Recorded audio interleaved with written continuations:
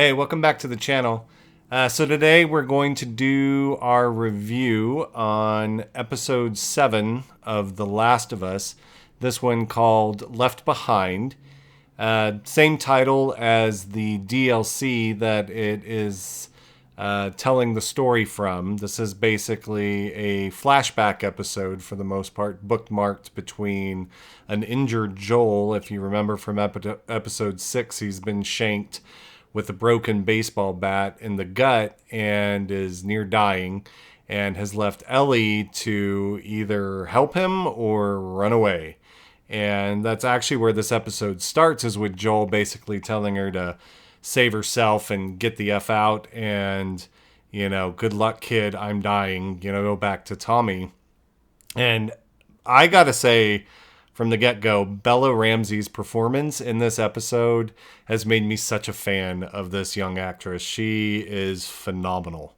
Her ability to capture emotion in a wide range of situations she's just an amazing person to watch. I've really enjoyed what she's done with this character, and I'm excited to see how this season ends in, episodes 8 and 9, knowing what's to come and what lies ahead, especially for part 2 or season 2, and where Ellie's character goes, which is just a gnarly, amazing journey. So, yeah, with that said, Bella Ramsey, chef's kiss. You are and have been amazing as Ellie. I've really appreciated your performance. So we find out in this episode, Left Behind, exactly how it is that Ellie gets bit. And it starts out with, she is forlorn for her friend that has run away. You don't really know why, but she's getting in trouble with the Fedra orphanage that she basically is a part of, this kind of refuge for girls. And you get a better understanding of Fedra too, and how they operate and what that looks like. That I was just listening to the episode 7 podcast for The Last of Us with the creators, Craig and Neil, and he was very specific they were very specific about not wanting any one faction to be like the ultimate evil. Like, none of these guys are Nazis. There are good mixed with the bad, and there is corruption. But there is also, stability and other types of good that is brought to whatever it is that these groups are doing in order to keep people moving forward, fed and alive. And, I guess it'd be up to the person to decide if that's worth it or not.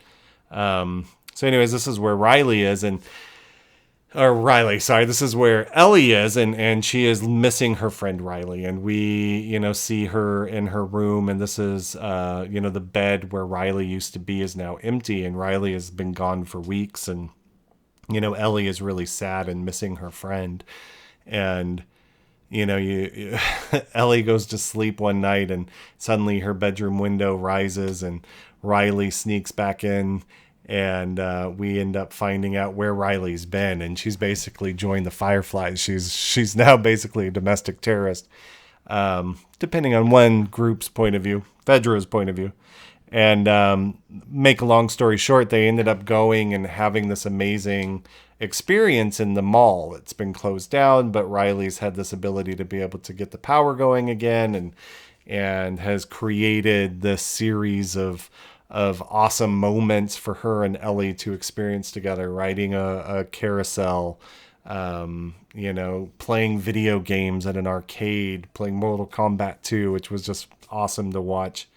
And Riley, Ellie discovers, has actually been posted there. She has grenades and basically is a real part of the Fireflies. She can do real damage and can kill these people that Ellie is still a part of. And so there's real conflict, in this situation. And what's amazing about, again, Bella's performance is you see, the joy and the love and the desire for her friend and being with her friend, and how much that means to her. And when she finds out that her friend is leaving and going, I think, to the Atlanta QC, no doubt to cause mischief there, the heartbreak and the rage and anger that creates in Ellie here yet again as another person that's abandoning her. And, it's heartbreaking. It's really sad. And, you see Ellie storm off, and then she comes back, and, they kind of reconcile, and Ellie decides, okay, if I'm going to lose you, then I'm going to love every moment I have with you. And there's such foreshadowing in that, because of course they're being so loud, wakes up one of the remaining infected that's still in the building, and that infected attacks them, and they both end up bit. And of course, we find out that Ellie doesn't turn. She ends up becoming immune, but her friend Riley, of course, dies, and it's just heartbreaking.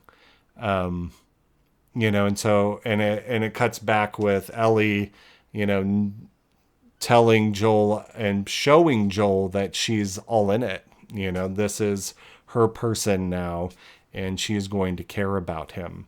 This is another awesome example. Ellie and Riley, like, they share a kiss, and they connect, and the love stories in this show have been amazing. Like, going back to Bill and Frank, and Joel and Tess, and Joel and his daughter. The love that he had for her, and tying back again to Ellie and Riley and their love, or their burgeoning love. They of course don't get a lot of chance or time to be with one another, but it's awesome that they had that at all.